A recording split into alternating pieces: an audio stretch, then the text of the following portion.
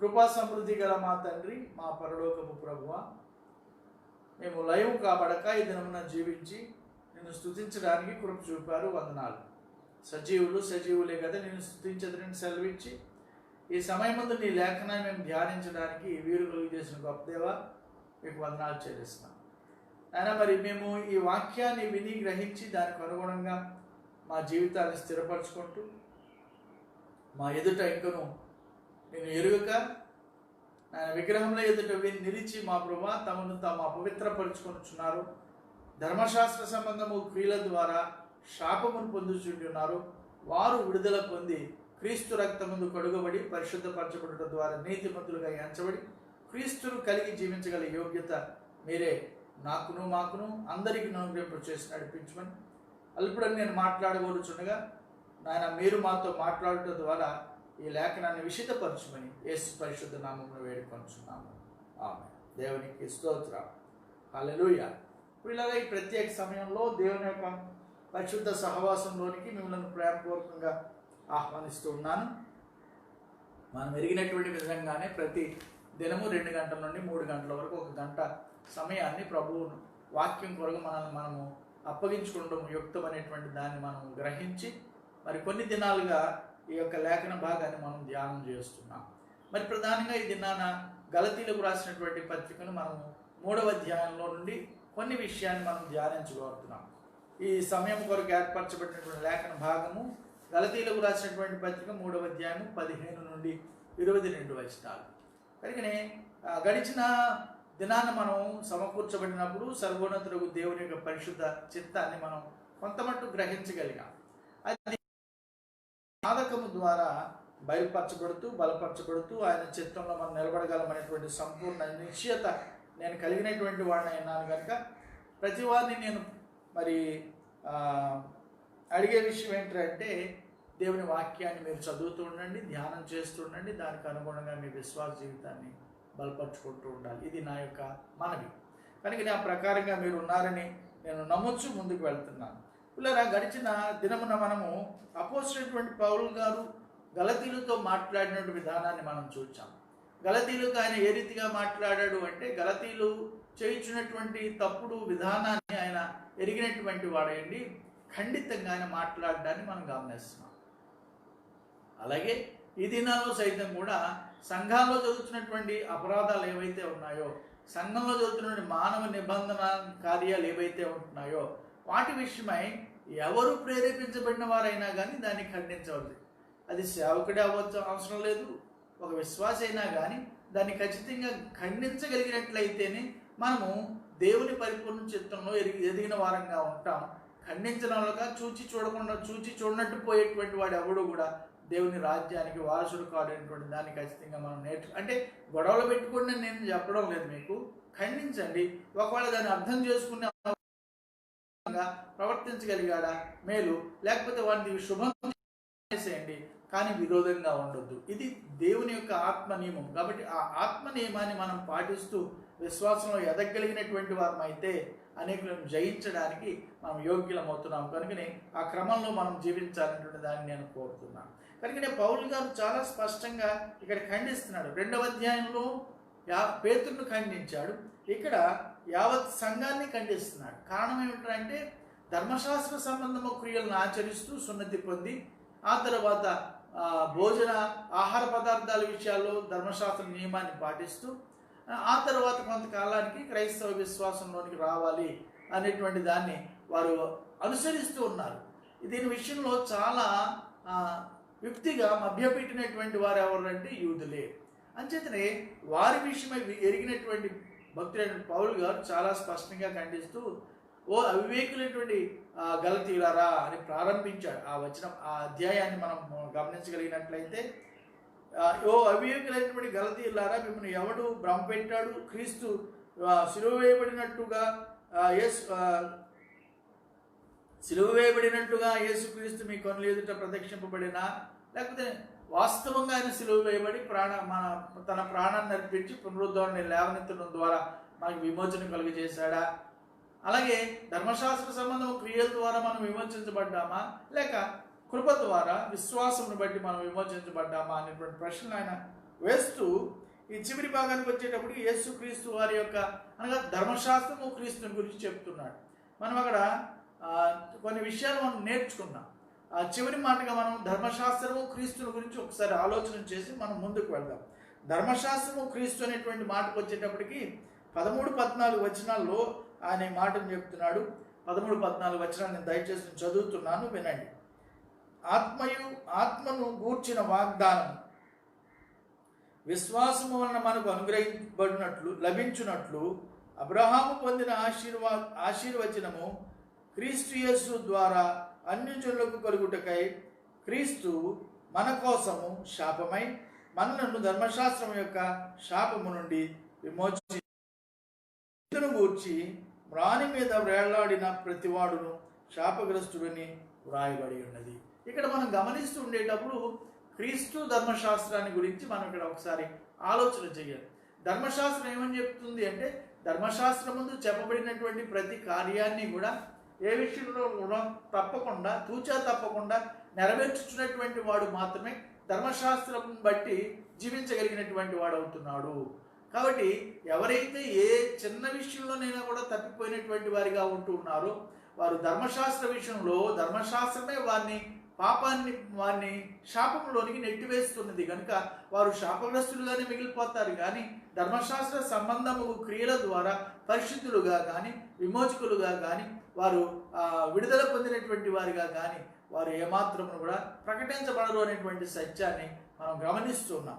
కాబట్టి ఇక్కడ పౌలు గారు మొదట ఆత్మ నియమాన్ని గురించి మాట్లాడాడు. ఏమిటి ఆత్మ నియమం అనేటువంటి దాన్ని మనం గమనిస్తే 5వ వచనంలో ఆయన చెప్తున్నాడు, మీ ఆత్మను మీకు అనుగ్రహించి మీలో అద్భుతములను చేయించువాడు ధర్మశాస్త్ర సంబంధ క్రియల వలన లేక విశ్వాసంతో వినడం వలన చేయించుచున్నాడు అనేటువంటి మాట చెప్తున్నాడు. అంటే ఒక వ్యక్తిగా నీ జీవితంలో కానీ నా జీవితంలో కానీ ఏ క్రియలు జరుగుతూ ఉన్నా కూడా ధర్మశాస్త్ర సంబంధమైనటువంటి నిబంధన ప్రకారంగా కాదు, కానీ ఆత్మ సంబంధము నియమము ద్వారానే మన జీవితాల్లో నెరవేర్చబడుచున్నామనేటువంటి దాన్ని గ్రహించాలి అని పౌలు గారు గలతీయ సంఘానికి ఈ విషయాన్ని తెలియచేస్తున్నారు.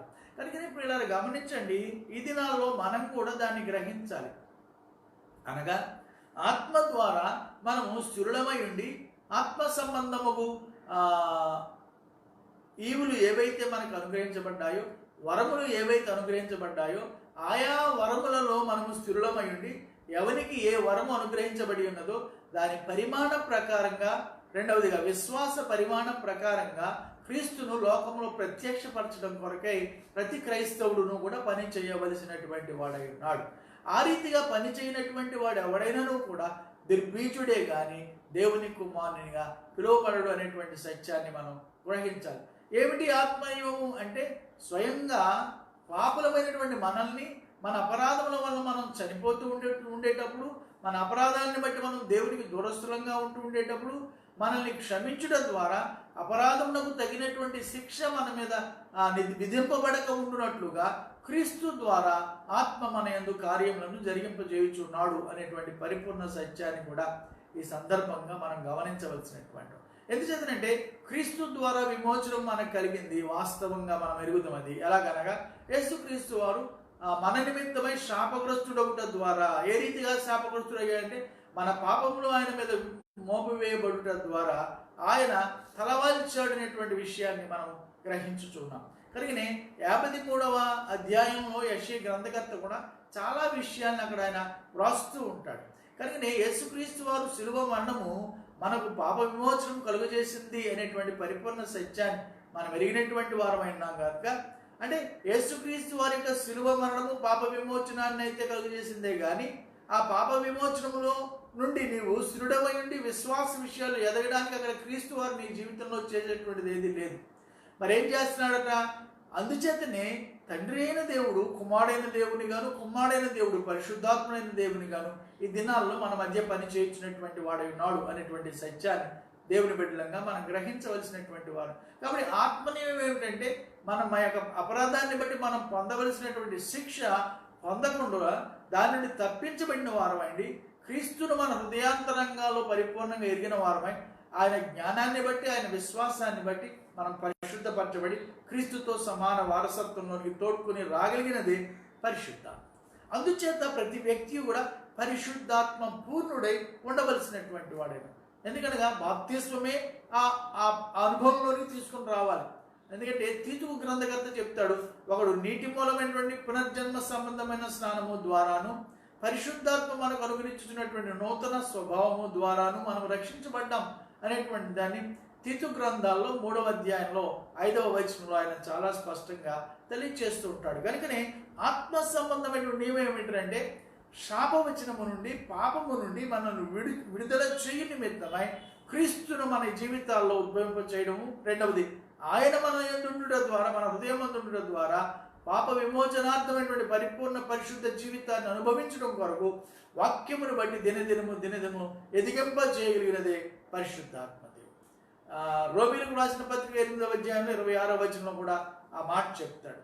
అటువలే ఆత్మయు మన స్థితిని ఎరిగినదయ్యండి మనం ఎలా ప్రార్థించాలో తెలియకపోయినా కానీ మూలుగుల ద్వారా అది ప్రార్థన చేయొచ్చు, మనల్ని ఆ సంపూర్ణతలోనికి నడిపిస్తూ ఉంది అనేటువంటి పరిపూర్ణ సత్యాన్ని పౌలు గారు అక్కడ చాలా స్పష్టంగా బోధించడం అనేటువంటి దాన్ని మనం ఎరిగినటువంటి వారు. కాబట్టి పిల్లరా, ప్రభువు క్రీస్తు వారు మనల్ని శాపం నుండి విడిపింపజేసినటువంటి వాడై ఉన్నాడు. ఎందుకనగా ధర్మశాస్త్రము ఏ కార్యాన్ని అయితే జరిగించలేకపోయిందో ఆ కార్యాన్ని స్వయంగా క్రీస్తు ఈ లోకానికి రావడం వలనను, ఆయనే మన పాప ప్రాయశ్చిత్తార్థమై మరణమును పొందుట వలనను, మరణము పొందినటువంటి వాడు దేవుడు పునరుద్ధరణుడై ఆరోహణుడై తిరిగి రాబోతున్నాడు. కాబట్టి ఆ రాబోతున్నటువంటి సమయంలో ఆయనతో పాటు మనం నివసించు నిమిత్తమై మనల్ని సిద్ధపరుచున్నటువంటి వాడే పరిశుద్ధాత్మ దేవుడు.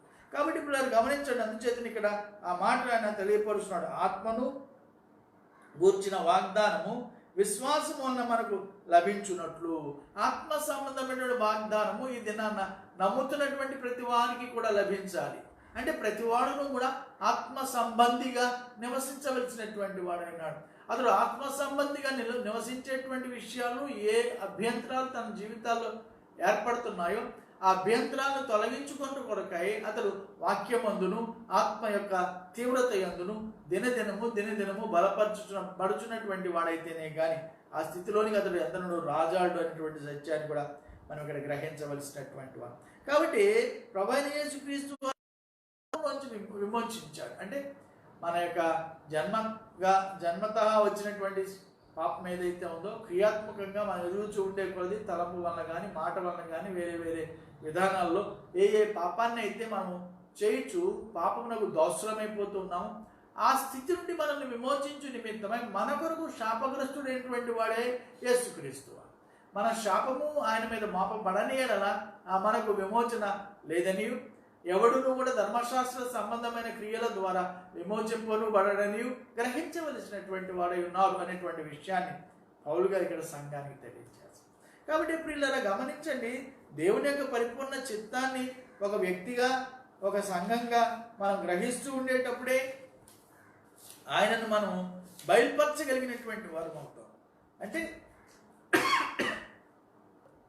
దేవుని యొక్క పరిపూర్ణ చిత్తాన్ని మనం గ్రహించాలి.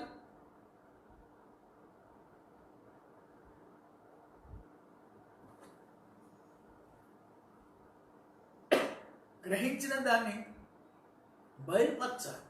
ఒక విశ్వాసిగా మనం మన జీవితాల్లో ప్రభువును బయలుపరచలేకపోతే విశ్వాసం వ్యర్థం. కాబట్టి ప్రతి విశ్వాసి కూడా క్రీస్తును తన శరీరము ద్వారా లోకమందు బయలుపరుచున్నటువంటి జీవితమే క్రైస్తవ జీవితం అనేటువంటి దాన్ని గ్రహిద్దాం, దాన్ని అలవర్చుకుందాం, దానికి అనుగుణంగా జీవించడానికి ప్రయత్నపడదాం. ఒకవేళ అటువంటి అభ్యాసాలు మనకు లేకపోతే, సంఘంలో మనకు నేర్పించబడకపోతున్నట్లయితే, సేవకులు మనకు లేకపోతున్నట్లయితే ఎక్కడ అటువంటి అనుభవం మనకు నేర్పించబడుతుంది అనేటువంటి దాన్ని డినామినేషన్ ఫీలింగ్ విడిచిపెట్టి బయటకు రావాల్సినటువంటి వాడు. ఈ దినాన్న ఏ డినామినేషన్ కూడా ఎవరిని రక్షించదు. దానికి ఎంత గొప్ప చరిత్ర ఉంటే ఉండుగాక, ఎవరిని రక్షించగలిగేది ఏంటంటే దేవుని వాక్యం ఒకటి. కాబట్టి దేవుని వాక్య వివరణ నిమిత్తమై నీకు ఎక్కడ సమృద్ధి అయినటువంటి ఆహారం దొరుకుతుందో అక్కడికి వెళ్ళడం అనేటువంటిది ఒక విశ్వాసి యొక్క ప్రథమ లక్షణం. అంతేగాని వేరే వాటి కొరకు వెంపర్లాడడం అనేటువంటిది దేవుని పరిపూర్ణ చిత్తం కాదు అనేటువంటి దాన్ని కూడా మన ఈ సందర్భంగా గ్రహించవలసినటువంటి వారమైన. కాబట్టి పిల్లలు గమనించండి, సర్వశక్తులకు దేవుని యొక్క పరిపూర్ణ చిత్తాన్ని మనం గమనించగలుగుతూ ఉండేటప్పుడు దేవుడు మనకు తెలియజేసినటువంటిది ఏమిటంటే క్రీస్తు మన పాపముల విషయమై ఆయన శాపగ్రస్తుడై ఉన్నాడు. ద్వితీయోపదేశ కాండాల్లో కూడా 2వ ఉపమానాన్ని మోషే గారు తెలియజేస్తూ 21వ అధ్యాయంలో 23వ వచనంలో ఆయన ఒక మాట చెప్తూ ఉంటాడు. ఒకసారి నేను చదువుతున్నాను, గమనించండి. ద్వితీయోపదేశ కాండము 21వ అధ్యాయము 23వ వచనం. అతని శవము రాత్రివేళ మ్రాని మీద నిలవకూడదు. వ్రాలాడదీయబడిన వాడు దేవునికి శాపగ్రస్తుడు గనుక నీ దేవుడైన యెహోవా స్వాస్యముగా నీకు ఇచ్చుచున్న దేశమును నీవు అపవిత్రపరచకుండానట్లు అగత్యముగా ఆ దినమున వారిని పాతి పెట్టవలెను. ఇప్పుడు వాక్యాన్ని గమనిస్తుండేటప్పుడు ప్రభువైన యేసుక్రీస్తు వారు అర్ధరాత్రి కాలంలో ఆయన పట్టబడినటువంటి వాడే, ఉదయకాలమందు ఆయన తీర్పు తీర్చబడిన వాడే. రమారమి 9 గంటలకు ఆయన శిలువ భారము ప్రారంభించి 3 గంటలకు ఆయన మరణించినటువంటి వాడై ఉన్నాడని, ఆ 3 గంటల తరువాత ఆయన మరణమును డిక్లేర్ చేసిన తర్వాత అరిమతయ యోసేపు వచ్చి కొంచెం ధైర్యం చేసి పిలాతు దగ్గరికి వెళ్ళి, అయ్యా యేసుక్రీస్తు వారి శరీరాన్ని నాకు ఇవ్వండి, నేను దాన్ని సమాధి చేస్తానని అడిగి ఆయన తీసుకుని వచ్చి సమాధి చేసినటువంటి విషయాన్ని మనం సువార్తలలో చూచాం. ఆదివారము తెల్లవారుజామున వారు ఆయన పునరుద్ధరణను, ఆ తర్వాత ఆయనను విశ్వసించినటువంటి వారే ఆయనను నమ్మకపోవడం, ఆ తర్వాత తాను ప్రత్యక్షపరచబడడం, అనేక రీతులలో 500 మందికి తాను ప్రత్యక్షపరచబడడం, రమారవి 12-14 సార్లు తాను అనేక మందికి ఆయన ప్రత్యక్షపరచుకున్న తరువాత ఆయన ఆరోహణమయ్యాడు. ఆరోహణం అవుతూ ఉండేటప్పుడు ఆయన చెప్పినటువంటి మాట ఏమిటంటే, నేను త్వరగా వస్తాను మీ దగ్గరికి, మీరు చెదరిపోవద్దు,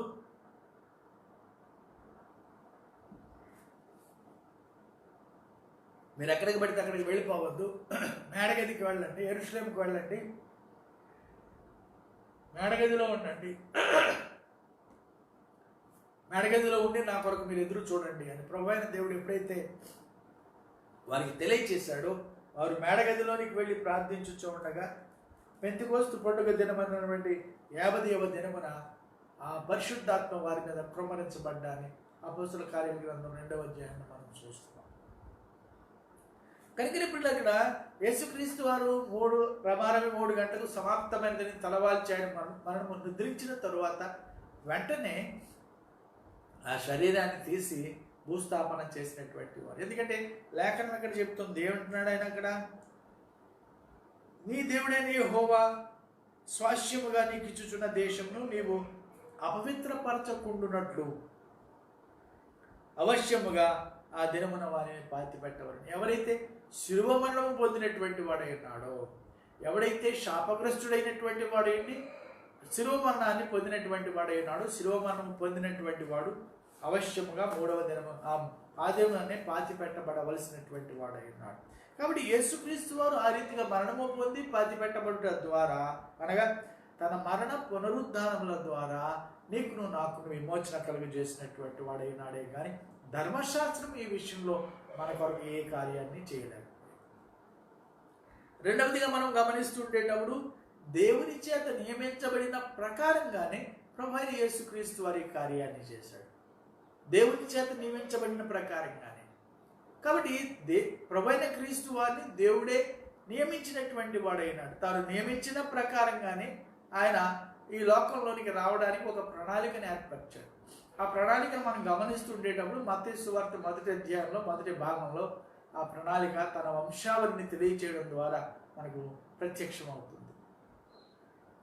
కాబట్టి ఆ ప్రణాళికాబద్ధంగా సర్వశక్తులకు దేవుడి లోకానికి ఆయన తోడుకొని వచ్చాడు. గలతీయులకు రాసినటువంటి పత్రికలోనే పౌలు గారు ఆ విషయాన్ని కూడా బయలుపరుస్తున్నాడు. దయచేసి గలతీయులకు రాసినటువంటి పత్రిక 4వ అధ్యాయాన్ని మనం చూద్దాం. 4వ అధ్యాయంలో 4-5 వచనాన్ని మనం గమనించినప్పుడు ఆయన ఈ రీతిగా అంటాడు, అయితే కాలము పరిపూర్ణమైనప్పుడు దేవుడు తన కుమారుని పంపెను. ఆయన స్త్రీ యందు పుట్టి మనము దత్తపుత్రులము కావలనని ధర్మశాస్త్రమునకు లోబడి ఉన్న వాడిని విమోచించడానికై క్రీస్తు ధర్మశాస్త్రమునకు లోబడిన వాడయ్యాడు. మనం ధర్మశాస్త్రానికి లోబడవలసిన పని ఇక్కడ లేదు. మనకు మారుగా ప్రభువైన యేసుక్రీస్తు వారే ధర్మశాస్త్రమునకు లోబడిన వాడయ్యండి. తన ద్వారా ధర్మశాస్త్రమును నెరవేర్చుటను బట్టి ధర్మశాస్త్ర బలము నుండి మనల్ని విడిపించి మనల్ని విమోచించినటువంటి వాడే ప్రభు అయిన యేసుక్రీస్తు. కాబట్టి ఇక్కడ కూడా ధర్మశాస్త్రము మన రక్షణ విషయంలో ఏమీ చేయలేకపోయింది. అంటే ఒక వ్యక్తి రక్షణార్థము జీవన క్రమంలో ధర్మశాస్త్రము ప్రధానమైనది కాదు. మరేమిట్రా అంటే కృప ప్రధానమైనది, విశ్వాసము ప్రధానమైనది. కాబట్టి విశ్వాసము ద్వారా కృపలో ప్రవేశం కలిగిన వారమైంది.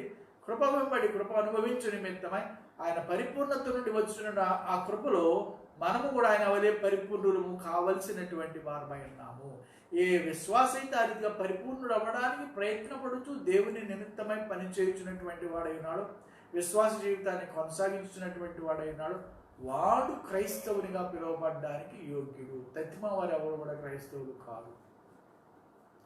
పేరుకు క్రైస్తవులుగా చెప్పుకోవచ్చు, లేక క్రైస్తవుల యొక్క తల్లిదండ్రుల పిల్లలంగా అని మనం చెప్పుకోవచ్చు. కానీ దేవుని వాక్యము నీ అందులో సమృద్ధిగా నెరవేర్చబడని ఎడల నీవు క్రైస్తవునిగా పిలువబడుటనేటువంటి అసంభవమైనది.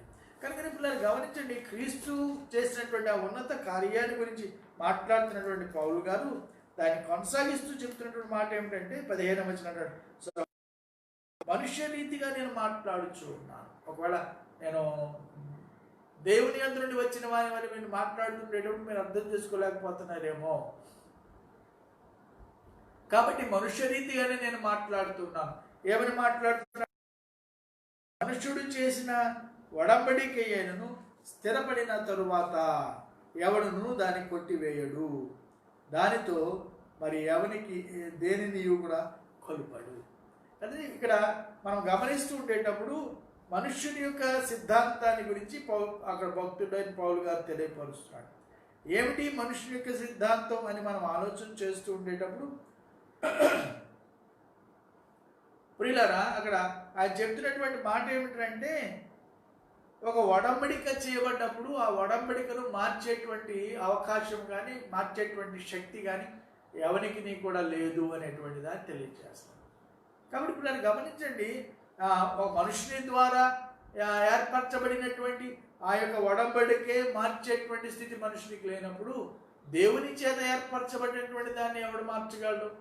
కాబట్టి దేవుని చేత ఏర్పరచబడినటువంటి ఒడంబడిక ఏదైతే ఉందో ఆ ఒడంబడికను ఏమాత్రమును కూడా మార్చజాలమనేటువంటి దాన్ని మొదటిగా మనం గ్రహించవలసినటువంటి వారమైనా. కాబట్టి అబ్రహాం గారి గురించి ఆయన మాట్లాడుతూ ఏమంటే, ఇశ్రాయేల్ ధర్మశాస్త్రము అబ్రహాము విశ్వాసం వలన నీతిమంతుడిగా తీర్చబడ్డాడే కానీ ధర్మశాస్త్రం వలన ఏమాత్రం కూడా ఆయన నీతిమంతుడిగా తీర్చబడలేదు. ఇశ్రాయేలు ధర్మశాస్త్రం అబ్రహాము నీతిమంతుడిగా తీర్చబడిన తర్వాత అప్పగించబడింది అనేటువంటి దాన్ని కూడా ఆయన అక్కడ తెలియచేయడానికి, అంటే దేవుడు మొదట అబ్రహాముతో చేసిన ఒడంబడిక ఏదైతే ఉందో అది ధర్మశాస్త్రము కంటెను ముందుగా ఉన్నది కాబట్టి అది మార్చబడదు, అది దేవుడే చేశాడు. అలాగని ధర్మశాస్త్రం మార్చబడతాదా అంటే ధర్మశాస్త్రము సైతము కూడా దేవుడే ఇచ్చాడు. కానీ ధర్మశాస్త్ర సంబంధము క్రియ ద్వారా మనము నీతిమంతులుగా తీర్చబడం కానీ దేవుని యందు విశ్వాసము ద్వారా మాత్రమే నీతిమంతులుగా తీర్చబడ్డామని తెలియచేయడానికి పౌలు గారి విషయాన్ని తెలియజేస్తున్నాడు. ఏమన్నాడండి? ఆ స్థిరపరచబడిన ఎడల ఎవడు దానిని కొట్టివేస్తాడు, ఎవడు దాన్ని కొట్టివేస్తాడు కదా. ఇప్పుడు గమనించండి, అంటే ఒకసారి ఒక నిర్ణయం, ఒక నిబంధన, ఒక ఒడంబడిక చేయబడ్డప్పుడు దాన్ని కొట్టివేయడం అనేటువంటిది జరగకూడదు ఎట్టి పరిస్థితుల్లో. చాలా సందర్భాల్లో మన జీవితాలు ఎలా ఉంటాయంటే, ఒక నిబంధన జరుగుతుండేటప్పుడు ఆ నిబంధనను కొట్టేస్తున్నాం, దాన్ని ప్రక్కన పెట్టేస్తున్నాం, తొంగలో దొక్కేస్తున్నాం, మన ఇష్టం వచ్చినట్టుగా మనం జీవించేస్తున్నాం. అది లోక నిబంధన. అంచేతనే చట్టాలు కూడా ఏమైపోతున్నాయంటే ఈ రోజున మారిపోతున్నాయి. నిమిషానికి ఒక రీతిగా చట్టాలు మారిపోతాయి. చట్టం మారింది అంటే మనుషుడు స్థిరుడు కాడు అనేటువంటి అర్థం. కాబట్టి దాంట్లో లుసుకులు చూసుకుంటున్నారు.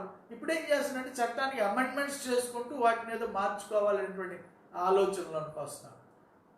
ఉదాహరణకి ఒకవేళ భూ సంబంధంగా కూడా ఏదైనా ఒక చట్టము మార్చబడాలి అంటే ఆ చట్టానికి అందరూ ఏకీభవించవలసినటువంటి వారైనా, అందరూ ఏకీభవించకపోతే ఆ చట్టాన్ని మార్చడానికి కానీ లేకపోతే ఆ చట్టంలో కొన్ని అమెండ్మెంట్స్ చేసి నూతనత్వాన్ని తీసుకుని రావడానికి కానీ కుదరదు. ఇక మానవుడు చేసినటువంటి ఆ కార్యాన్ని అది కుదరినప్పుడు దేవుడు చేసినటువంటి కార్యం ఏమాత్రం మార్చబడుతుంది. కనుక మనం ఒకసారి ఆలోచించవలసినటువంటి వారమైనా. అబ్రహామునకును అబ్రహాము సంతతికి కూడా దేవుడు ఒక వాగ్దానాన్ని చేశాడు. ఏమిటా వాగ్దానం చేశాడంటే, అబ్రహాము ద్వారా నేను జనాంగాన్ని ఇస్తాను. ఒకే సంతానం గురించి మాట్లాడాడు, కానీ సంతానములను మాట్లాడకుండా ఉండడం అనేటువంటి దాన్ని మనము తర్వాత వచనాల్లో మనం చూస్తాం. కాబట్టి పిల్లలు గమనించండి, ఏ ఒడంబడికనైతే ప్రభు అయిన దేవుడు అబ్రహాంతో చేశాడో ఆ ఒడంబడికను స్థిరపరచడానికి అబ్రహామును ఆశీర్వదించాడు.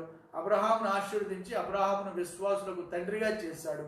ఈ దినం వరకు కూడా మనం అబ్రహాము వారసులమనే మనము గ్రహించి దానికి అనుగుణంగా విశ్వాస మూలమైనటువంటి జీవన క్రమంలోనే మనం జీవించాలేమో కానీ క్రియల మూలంగా ఎంత మాత్రము కూడా కాదు అనేటువంటి సత్యాన్ని భక్తులైనటువంటి పౌలు గారు ఈ యొక్క గలతీయ సంఘానికి తెలియజేస్తున్నారు.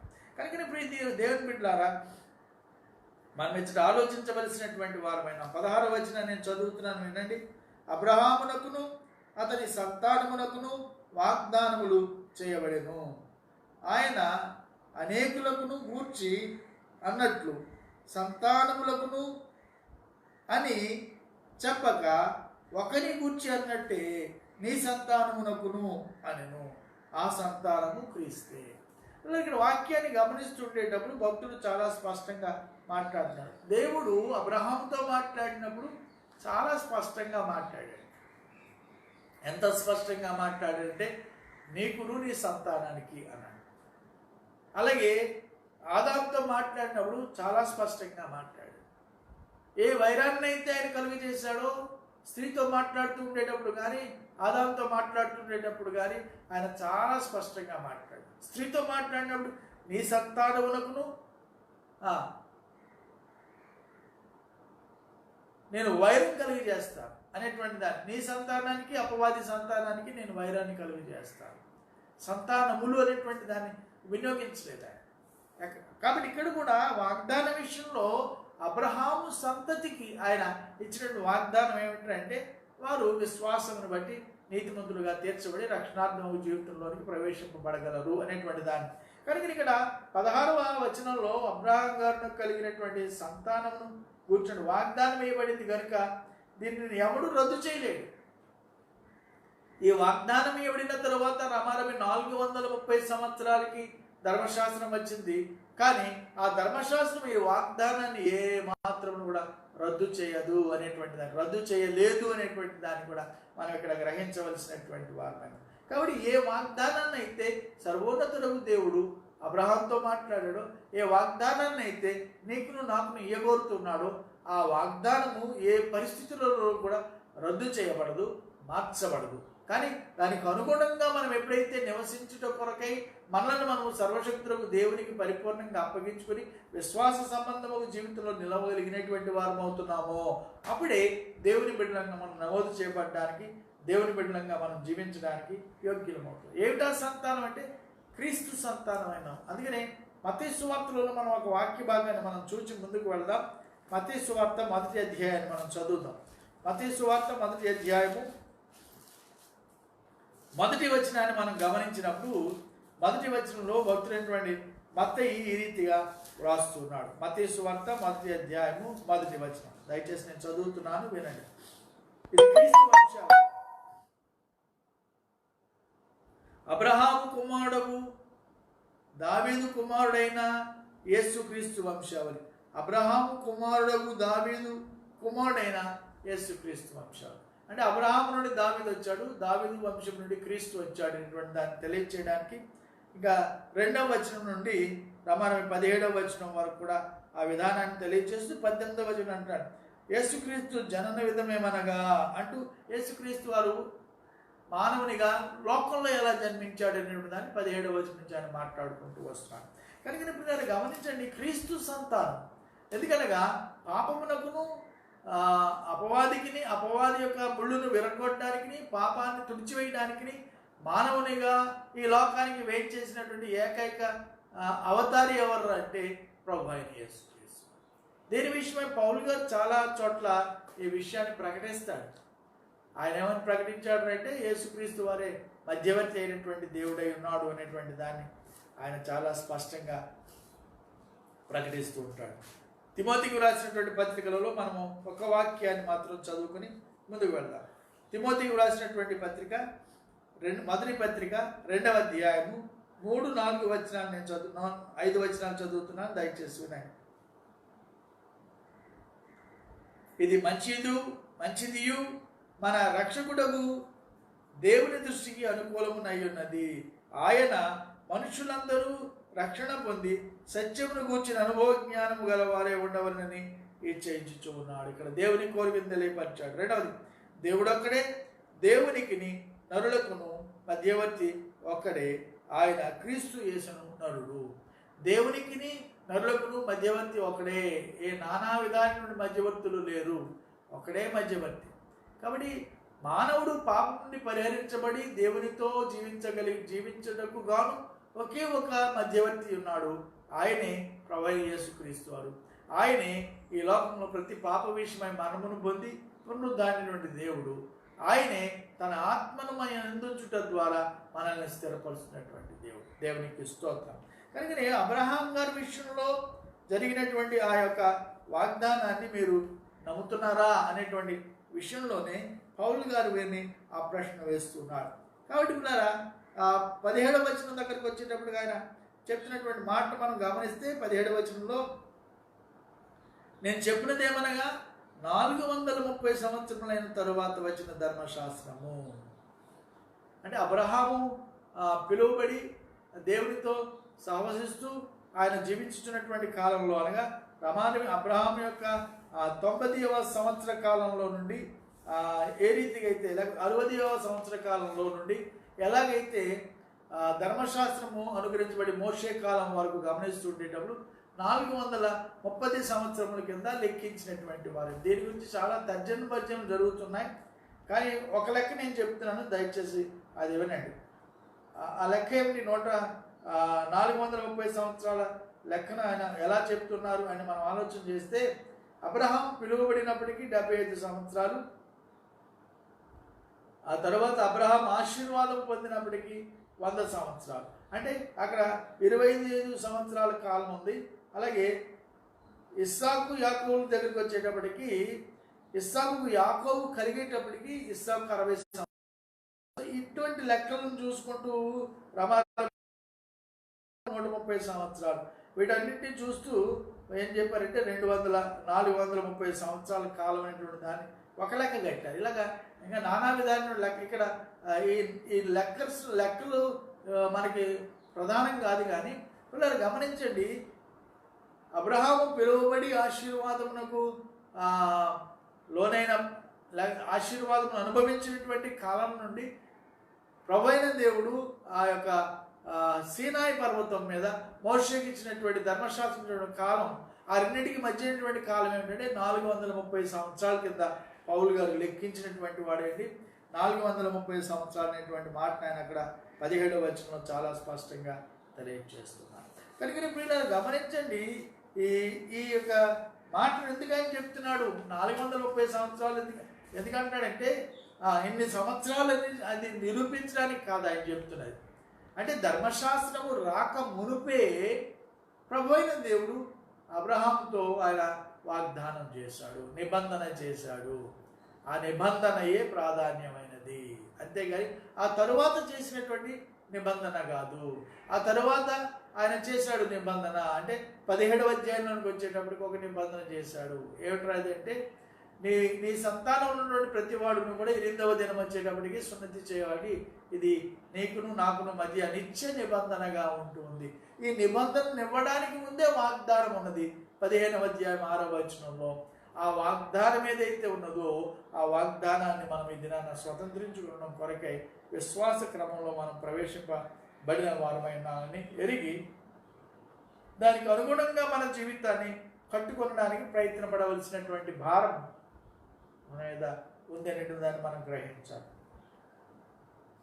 కాబట్టి ప్రియులారా గమనిద్దాం, ఈ కడవరి దినాల్లో దేవుని యొక్క పరిపూర్ణ చిత్తాన్ని గ్రహించడం విషయంలో మనము ఒకవేళ వెనుకడుగు వేస్తున్నామేమో, దానికి అనుబంధంగా విశ్వాస విషయాల్లోనూ ఆత్మ సంబంధమైన తీవ్రతలోనూ మనం నిలవలేకపోతున్నామేమో అనేటువంటి దాన్ని ఖచ్చితంగా మనము ఆలోచన చేయవలసినటువంటి వారమైన. అబ్రహామునకును అతని సంతానానికి వాగ్దానం వేయబడింది కనుక ఈ వాగ్దానాన్ని ఎవడు కూడా రద్దు చేయలేడు. ఏ వాగ్దానాన్ని అయితే ఆదికాండం 15:6 సర్వోన్నతులకు దేవుడు అబ్రహామునకు ఇచ్చాడో ఆ వాగ్దానాన్ని ఎవరు కూడా రద్దు చేయజాలరు. ఎందుకంటే ఆ వాగ్దానమును బట్టి ఆయన నీతిమంతుడిగా తీర్చబడ్డాడు. ఆ వాగ్దానాన్ని బట్టి విశ్వసించేటువంటి నీవైనా నేనైనా కూడా క్రీస్తు రక్తమందు కడుగబడుట ద్వారా నీతిమంతులుగా తీర్చబడడానికి దేవుడు యోగ్యత మన జీవితాల్లోనూ కలుగు చేయించినటువంటి వాడైనాడు. దేవునికి స్తోత్రం. కాబట్టి మనం కూడా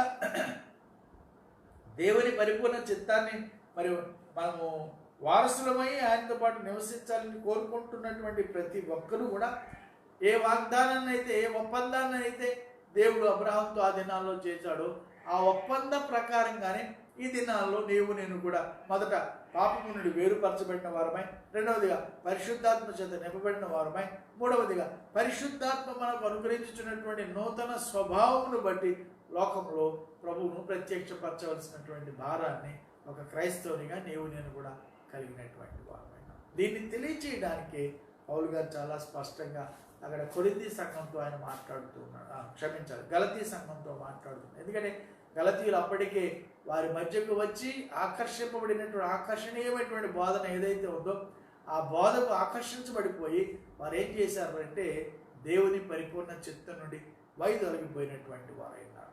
అలాగే ఈ దినాల్లో చాలామంది దేవుని విశ్వసించిన తరువాత విశ్వాస క్రమములో క్షేమకరముగాను యోగ్యకరముగాను వాక్యపరంగాను వారి వారి జీవితాన్ని కట్టుకోవడం చేతగాక ఏదో ఒక ప్రసంగం మీదో లేకపోతే ఏదో దాని సంఘం మీదో ఆధారపడిపోయి మేము పరిశుద్ధం అయిపోయాము, మేము పరిశుద్ధ జీవితాన్ని జీవించేస్తున్నాం అనేటువంటి భ్రమ చాలామంది జీవితాల్లో ఈ దినాల్లో ఉంది. పిల్లరా, నీవే సంఘంలో చేర్చబడినా నువ్వు సంఘానికి వెళ్ళొద్దని మాట నేను అన్నాను. ఏ సంఘానికి చేర్చబడినా దేవునికి వందనాలు చెల్లించు. ఆ సంఘంలో దేవుని వాక్యాన్ని వాక్యంగా నీవు నేర్చుకునేటువంటి అవకాశాలు లేవో మాత్రం దాన్ని నువ్వు పరిశీలించు. ఒకవేళ నీవు వెళ్తున్నటువంటి సంఘం ఎంత గొప్పదైనా కానీ అక్కడ దేవుని యొక్క వాక్యం నీవు నేర్చుకుంటూ దేవుని యొక్క పరిపూర్ణత నీవు పొందినటువంటి వాడవై దైవ ప్రత్యక్షత నీ జీవితం ద్వారా అన్యజనుల ఎదుట ప్రత్యక్షపరచబడలేకపోతుంది అనుకోండి, దాన్ని విడిచిపెట్టి ఎక్కడ వాక్యం నీకు వినబడగలుగుతుందో అక్కడికి వెళ్ళి నీవు బలపరచబడడం నీకు మేలు. కాబట్టి దీని గురించి ఆలోచించవలసినటువంటి వారమైన. కనుక నీ మాటను ఆయన కొనసాగిస్తూ చెప్తున్నటువంటి మాట ఏమిటంటే ఈ ఆదికాండం 17వ అధ్యాయంలో కూడా కొన్ని విషయాన్ని 9 నుండి 14 వచనాలలో కూడా కొన్ని విషయాన్ని ఆయన ఈ యొక్క వాగ్దాన విషయమై మాట్లాడినటువంటి వానిగా మనం చూస్తున్నాం. ఆ మాటను కొనసాగిస్తూ ఆయన చెప్తున్నటువంటి మాటను మనం గమనిస్తే 18వ వచనాన్ని మాట్లాడు, ఆ స్వాస్యము ధర్మశాస్త్ర మూలముగా కలిగినలా ఇక వాగ్దానం మూలముగా కలిగినది కాదు. అయితే దేవుడు అబ్రహామునకు వాగ్దానము వలననే దానిని అనుగ్రహించాను. దేవుడు వాగ్దానం ద్వారా అనుగ్రహించాడా, ధర్మశాస్త్రం ద్వారా అనుగ్రహించాడా అనేటువంటి విషయాన్ని ఈ 18వ వచనాన తెలియచేస్తూ ఆ స్వాస్యం ఏ స్వాస్యాన్ని అయితే దేవుడు అబ్రహాముకి ఇచ్చాడు కదండి. అబ్రహాము దేవుడిని దర్శించిన తర్వాత ఆయన బయట తీసుకుని వచ్చి నీవు తలపైకెత్తి చూచి ఆకాశ నక్షత్రం నీవు లెక్కించగలవా?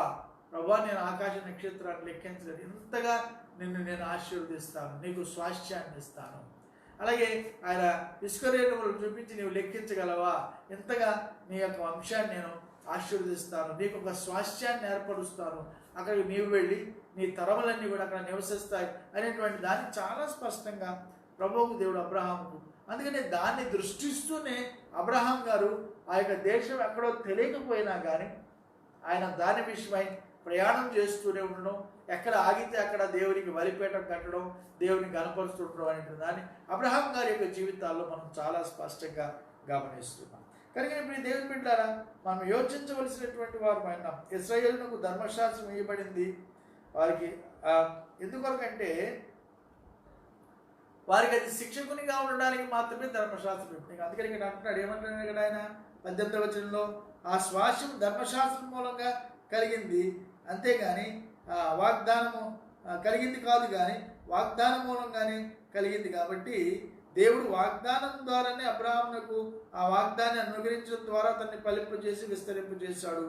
కాబట్టి వాగ్దానమే ప్రాధాన్యమైనది కానీ ధర్మశాస్త్రం కాదనేటువంటి విషయాన్ని ఆయన బయలుపరుస్తూ 19వ అంటాడు, అలాగైతే ధర్మశాస్త్రం ఎందుకు అనేటువంటి ప్రశ్న వేస్తున్నారు.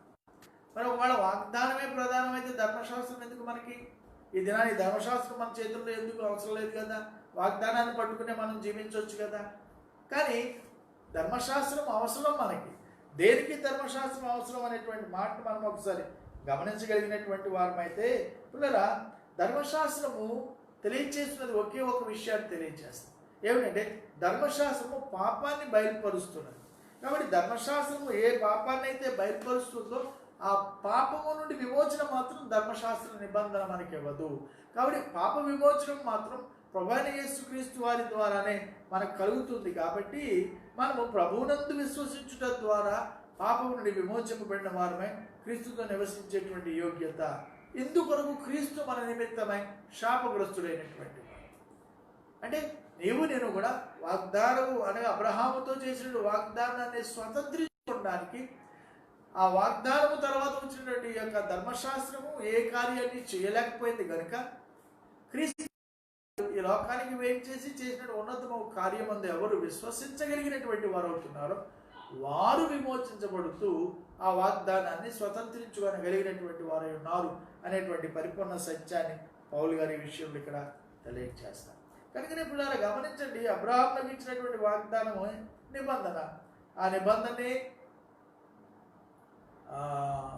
వాక్యం. కాబట్టి ఆ నిబంధన ఉంది, ఆ నిబంధన వాగ్దానంగా ఉంది, ఆ వాగ్దానమే వాక్యంగా ఉంటుంది. వాగ్దానం అనగా దేవుని వాక్కు. కాబట్టి దేవుని యొక్క వాక్యం ఇది మన చేతికి ఎందుకు అనుగ్రహించబడింది, ధర్మశాస్త్రం ఎందుకు ఇవ్వబడింది అంటే మన పాపాన్ని మనకు తెలియచేయడానికి మాత్రమే ధర్మశాస్త్రం మనకి ఇవ్వబడింది. కానీ పాప నివృత్తిని పొందుతూ మనము రక్షణలోనికి వెళ్ళిపోయేటువంటి పరిస్థితులు ధర్మశాస్త్రం వల్ల ఎంత మాత్రం కూడా కలగదు. కాబట్టి ధర్మశాస్త్రం అవసరం లేదనుకోవడం కూడా వివేకమే. ధర్మశాస్త్రం కావాలి, కానీ ధర్మశాస్త్రానుసారమైన జీవితం మాత్రం మనకు అవసరం లేదు. ఒకవేళ ధర్మశాస్త్రానుసారం జీవితమే జీవించాలని ఎవరైనా నిశ్చయించుకుంటూ అలాగే జీవించగోరినట్లయితే ఖచ్చితంగా ధర్మశాస్త్రం ఉపదేశించిన ప్రతి చిన్న విషయంలో కూడా, ఏ చిన్న విషయంలో కూడా అతడు తప్పుకోవడానికి వీల్లేదు. అతడు ఆ యొక్క ప్రభువుని ఎరిగిన కాలం నుండి మళ్ళీ భూమికి పిలువబడేటువంటి కాలం వరకు ఎంతకాలం అయితే జీవిస్తున్నాడో అంతకాలము ఖచ్చితంగా ప్రతి దానిని నెరవేర్చవలసినటువంటి వాడే. ఆ క్రమంలో ఒక ఆదివారం గుడికి వెళ్ళకపోయినా శాపగ్రస్తుడు అయిపోతాడు. ఎందుకంటే మూడవ ఆజ్ఞ అది. మూడవ ఆజ్ఞలో ఏమన్నాడు ఆయన? విశ్రాంతి దినమును పరిశుద్ధంగా ఆచరించడానికి నువ్వు ఆలోచన చేయి. కాబట్టి ఆ దినాన్ని నువ్వు ఏ పని కూడా చేయకూడదు, ఏ పని కూడా చేయకూడదు. మరి ఏం చేయాలి? ప్రభువును స్తుతిస్తూ ఆరాధిస్తూ ఆయనతోనే నువ్వు గడపాలి. సో అది నెరవేర్చబడాలి. వాగ్దానం ధర్మశాస్త్ర ప్రకారంగా ఎవడైతే ధర్మ ప్రకారంగా ఎవడైతే జీవించాలనుకుంటున్నాడో వాడు ఏ దినాన్ని అయితే దేవుడితో గడపని ప్రభువు కోరాడో ఆ దినాన్ని ఖచ్చితంగా దేవుడితో గడపాలి. మిగతా దినాలు చేయకపోయినా పర్వాలేదు. కానీ క్రీస్తు ప్రభుల వారి ద్వారా మనకి ఏర్పడినటువంటి ఈ యొక్క పరిస్థితులు ఏమిటిరా, మార్పు ఏమిటంటే నిత్యము దినదినము మనం దేవునితో సహవాసం కలిగిన వారమండి జీవించగలిగిన యోగ్యత ప్రభువు దేవుడే మనకి అనుగ్రహించినటువంటి వాడు. కాబట్టి దేవుడు ఒక వాగ్దానాన్ని ఇచ్చాడంటే ఖచ్చితంగా మనుషులు దాన్ని నమ్మాలి, రెండవది దాన్ని అనుభవిస్తూ ఉండాలి, మూడవది దాన్ని బట్టి సంతోషిస్తూ ఉండాలి. కానీ ఆచార సంబంధమైన జీవనంలోనికి వాడు రావడానికి వీల్లేదు. అందుకు దేవుడు వాగ్దానాన్ని ఇచ్చాడు. ధర్మశాస్త్రాన్ని దేనికి ఇచ్చాడంటే ఆచారం కొరకు ఇచ్చాడు. కానీ ఇక్కడ వాగ్దానం దేని కొరకు ఇచ్చాడంటే ఒకసారి ఆయన ఒక వాగ్దానం ఇచ్చినప్పుడు ఖచ్చితంగా ప్రతి వ్యక్తి కూడా ఆ వాగ్దానాన్ని నమ్మాలి, దాని ప్రకారంగా దేవుని యందు విశ్వసించాలి. దేవుని యందు విశ్వసించినటువంటి ప్రతి వాడిని కూడా ఆయన మాట ప్రకారంగా జీవించడం ప్రాక్టీస్ చేయాలి, అలవర్చుకోవాలి. దాన్ని బట్టి సంతోషిస్తారు.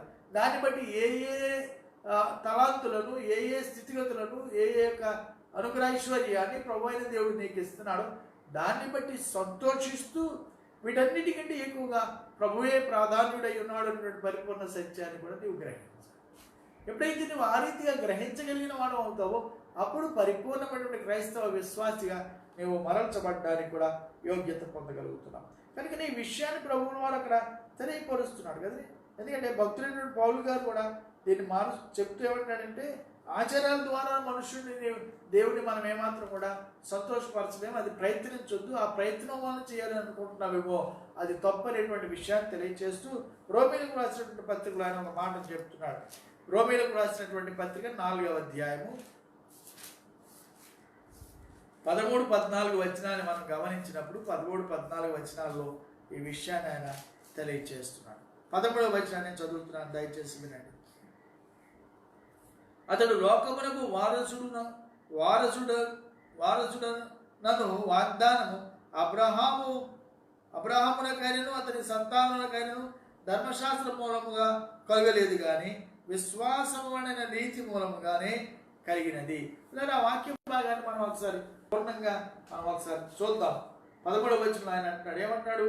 అతడు లోకమునకు వారసునకును వాగ్దానము అబ్రహామునకైనను అతని సంతానమునకైనను ధర్మశాస్త్రం మూలముగా కలగలేదు. అంటే ధర్మశాస్త్రం అవసరం లేదా అంటే ధర్మశాస్త్రం అవసరమే. ధర్మశాస్త్రం పాపాన్ని తెలియజేస్తుంది. పాప నివృత్తి నిమిత్తమై ప్రభువే అవశ్యుడై ఉన్నాడు. కాబట్టి ఇక్కడ వాక్యాన్ని మనం గమనిస్తూ ఉండేటప్పుడు ఒక్కసారి ఈ వాక్య భాగాన్ని ఆ వాక్యాన్ని మనం పోల్చి చూద్దాం. ధర్మశాస్త్రం ఎందుకు? ఎవరికి ఆ వాగ్దానము చేయబడునో ఆ సంతానము వచ్చు వరకు అది అతిక్రమమును బట్టి దానికి తరువాత ఇవ్వబడును.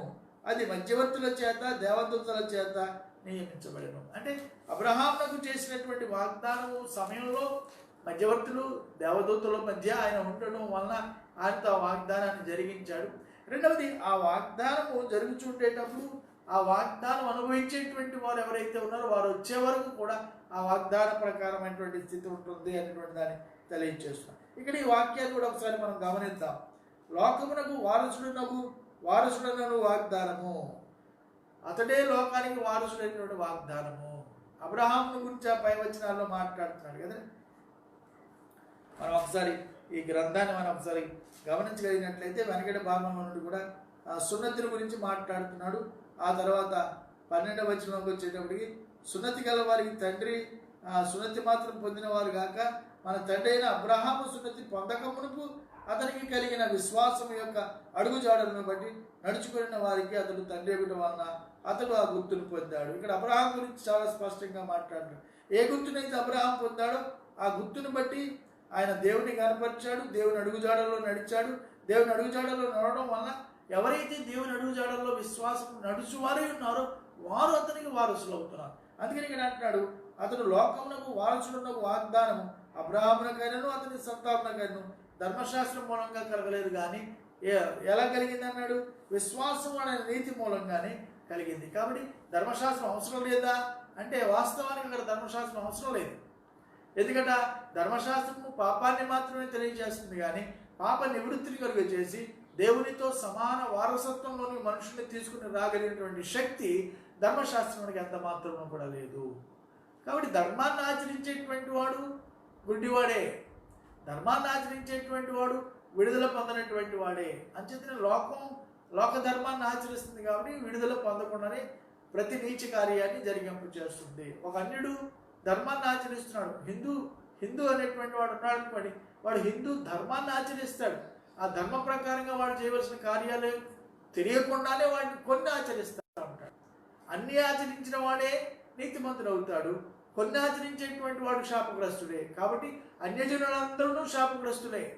క్రీస్తును గాక ఎవరెవరు దేనిని ఆరాధించు ఏ ధర్మాన్ని అనుసరించేటువంటి వారై ఉన్నారో వారందరూ ఖచ్చితంగా శాపగ్రస్తులు. వారికి నిత్యనాశనమే, విమోచన లేదు, పాపక్షమాపణ లేదు. కాబట్టి విమోచన పాపక్షమాపణ కావాలి అంటే ఏ వాగ్దానాన్ని అయితే 15వ అధ్యాయం 6వ వచనంలో అబ్రహాంతో చేశాడో ఆ వాగ్దానాన్ని నమ్మాలి, దాన్ని స్వతంత్రించుకోవాలి. ఆ వాగ్దానాన్ని స్వతంత్రించుకోవడానికి క్రీస్తు మన నిమిత్తమై శాపగ్రస్తుడై ఉండి ఆయన శిరోమరణం పొందినటువంటి వాడై ఉన్నాడు, పునరుద్ధరణైనటువంటి వాడై ఉన్నాడు. ఆయన తన ఆత్మను సంచకరువును మనకు అనుగ్రహించినటువంటి వాడై ఉన్నాడు. ఎవరు ఆ ఆత్మను సంచకరువును అభివృద్ధి పరచుకొనుచు దేవుని యందు నివసించగలిగినటువంటి వారు అవుతున్నారు, వారితో ఆయన సహవాసం కలిగినటువంటి వాడిగా ఉన్నాడు. కనుకనే పిల్లలు ఈ వాక్య భాగాన్ని మనం గమనిస్తూ ఉండేటప్పుడు చాలా విషయాలు మరి నేర్చుకోవలసినటువంటి చాలా విషయాలు ఇంకా మనకి తెలియదు. చాలా విషయాలు బైబిల్లో మనం చాలా విషయాన్ని నేర్చుకోవాలి. కనీసం అట్ట కూడా పై అట్ట కూడా మనకి తెలియదు. అంత భయంకరమైనటువంటి దైన్య స్థితిలో ఈ దినాన సంఘం ఉంటుంది. ఎంతసేపు స్వస్థతలు, అద్భుత కార్యాలు, ఆశ్చర్య కార్యాలు. మందిరానికి వెళ్ళి ప్రార్థన చేసి ప్రభువా నువ్వు నాకు అది ఇచ్చారు కానీ దేవుడు వాడికి ఇచ్చేసేది, అప్పుడు చంకలు కొట్టుకుంటూ నేను ప్రభు నాకు ఇచ్చేసాడని చెప్పుకుంటాడు. కానీ క్రీస్తుని కూర్చున్నటువంటి శ్రమ కానీ, క్రీస్తుని కూర్చున్నటువంటి సాక్ష్యం కానీ, క్రీస్తుని గురించినటువంటి జీవితం కానీ ఉండకుండానే క్రైస్తవులుగా పిలువబడుతున్నటువంటి వారిని దినాల్లో చాలామందిని మనం చూస్తున్నాం. కనుకనే ఇలా ప్రస్తుతం మనం దుష్టకాలంలో ఉన్నాం అనేటువంటి దాన్ని గ్రహిస్తూ సాధ్యమైనంత మటుకు దేవుని నిబంధనను ఎరిగినటువంటి వారమై దానికి అనుగుణంగా జీవించడం అనేటువంటి దాన్ని ఖచ్చితంగా మనం నేర్చుకోవలసినటువంటి వారమై ఉన్నాం. దేవునికి స్తోత్రం. మరి ఒక వాక్యాన్ని కూడా చూసి మనం ముందుకు వెళదాం. మొదటి కొరింథీయులకు రాసినటువంటి పత్రిక 3వ అధ్యాయము 22వ వచనంలో కూడా భక్తుడైనటువంటి పౌలు గారు కొరింథీయులకు రాస్తూ చెప్తున్నాడు. మొదటి కొరింథీయులకు రాసినటువంటి పత్రిక 3వ అధ్యాయము 22వ వచనం. దయచేసి నేను చదువుతున్నాను, వినండి. కాబట్టి ఎవడును మనుషుల యందు అతిశయపడకూడదు, సమస్తము మావి. పౌలైనను, అపోల్లోనైనను, కేఫాయినను, లోకమైనను, జీవమైనను, మరణమైనను, ప్రస్తుతమందున్నవి అయినను, రాబోవునవైనను సమస్తమును మావే. మీరు క్రీస్తు వారు, క్రీస్తు దేవుని వారు. ఇక్కడ వారసత్వాన్ని గురించి చెప్పుకొస్తున్నాడు.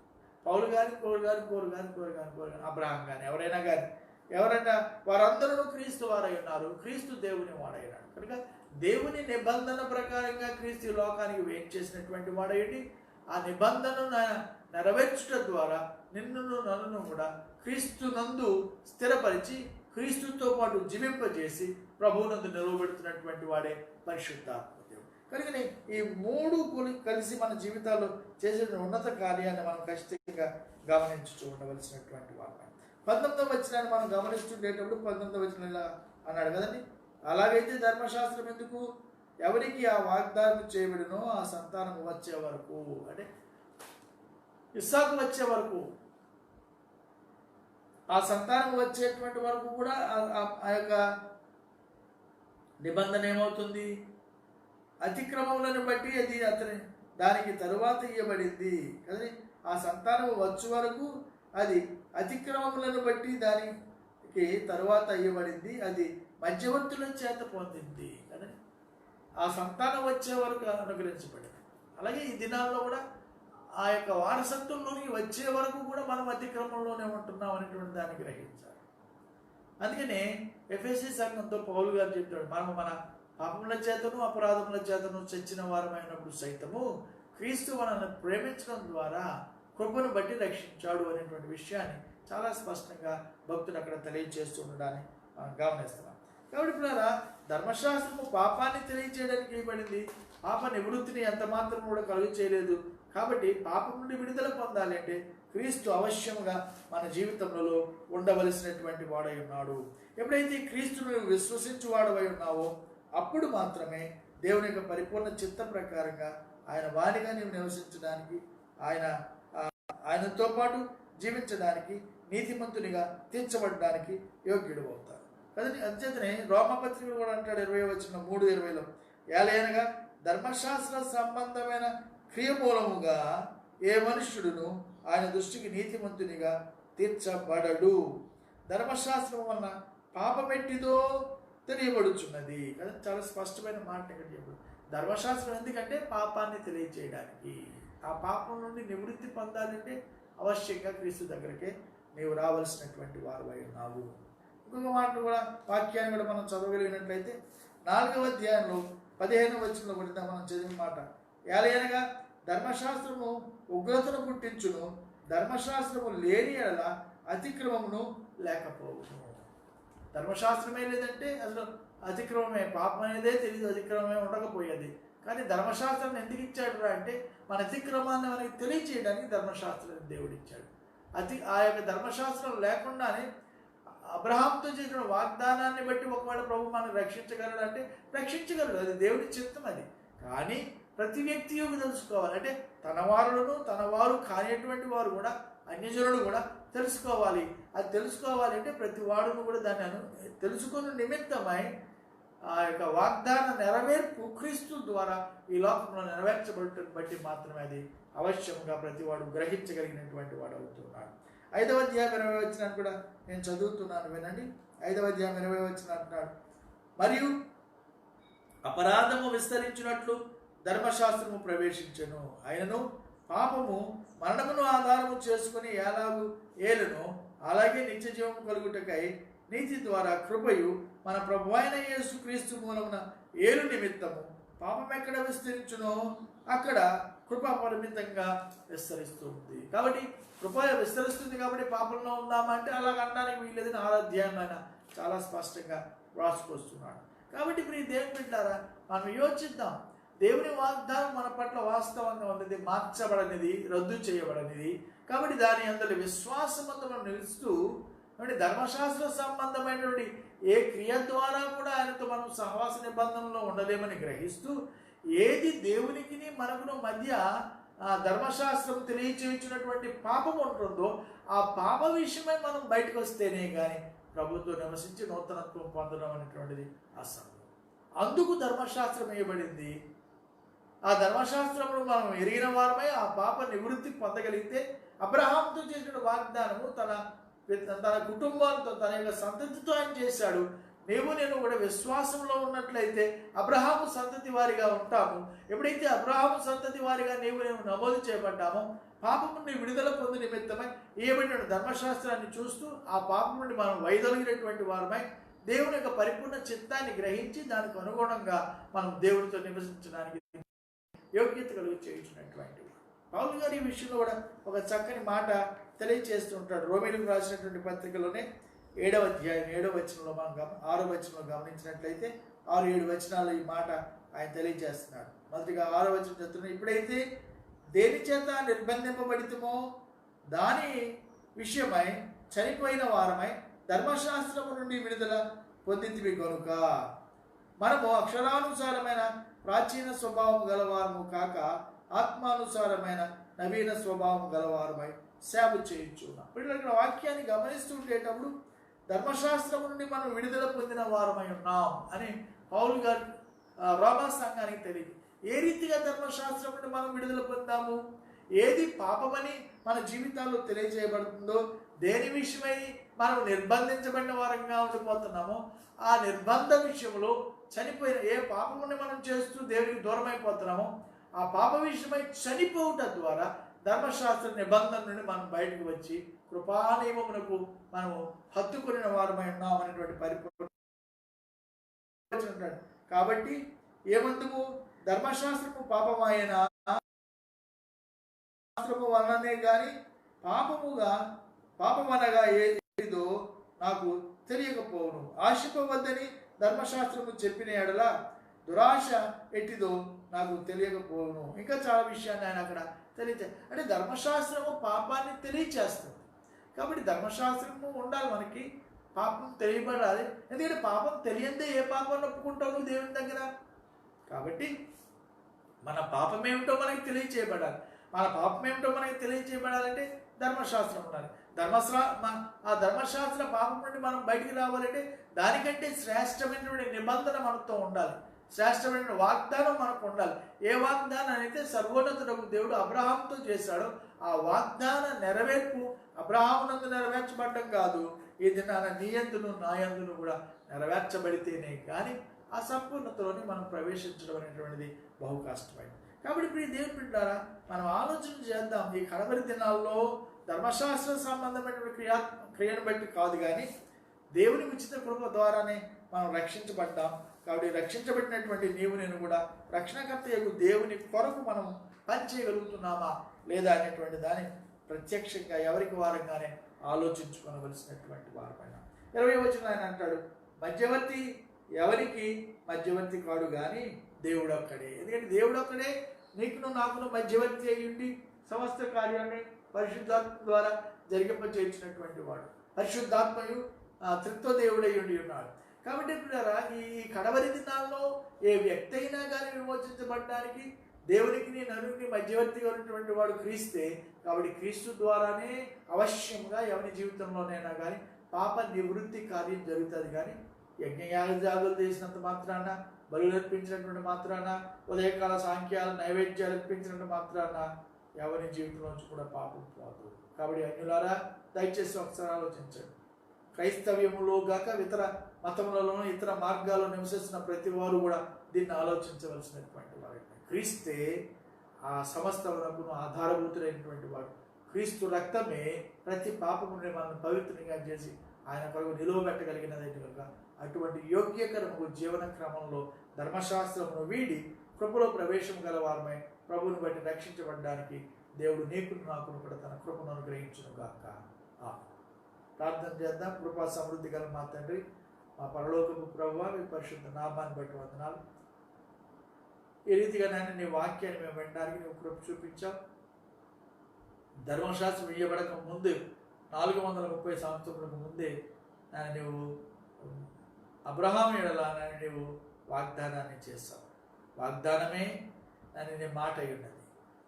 నిబంధనే వాగ్దానమైనది, వాగ్దానమే నీ మాట అయి ఉన్నది. కనుకని నీ మాట చొప్పున మమ్మల్ని బ్రతికింపచేయండి. ఎందరి దినాన ఈ మాటను వినగలిగి ఉన్నారో వారు కూడా నీ చిత్తము గ్రహిస్తూ ధర్మశాస్త్ర సంబంధము క్రియల నుండి బయటకు వచ్చి వాటి విషయమై చనిపోయి క్రీస్తు విషయమై బ్రతుకు గల యోగ్యత మాకు అనుగ్రహింపజేసి పరిశుద్ధపరచమని, తద్వారా లోకంలోనైనా నీ పరిశుద్ధులను మేము పనిచేయనట్టుగా కృప దయచేయమని యేసు పరిశుద్ధ నామమున వేడుకొంచున్నాము. ఆమేన్. తండ్రి, కుమారుడు, పరిశుద్ధాత్ముడు, సర్వశక్తి గల దేవుని దీవెన సర్వదా మనకు తోడై ఉండుగాక. ఆమేన్. మంచిది. వందనాలండి. దేవుని కృపను బట్టి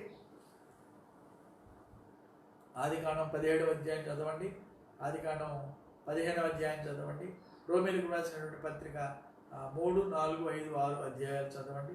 అవి చదువుతుండేటప్పుడు ఈ భాగాన్ని మనం అర్థం చేసుకోవడానికి యోగ్యత ఉన్నది కనుక ఆ క్రమంలో మీరు ఎదగాలని, ఇంకా లోతైన విశ్వాస క్రమంలో మీరు బలపడుతూ ఆత్మ రక్షణాత్మకమైనటువంటి భారాన్ని కలిగిన వారమై ప్రభు కొరకు నివసించాలని నేను కోరుతూ ఈ సెషన్ ముగిస్తున్నాను.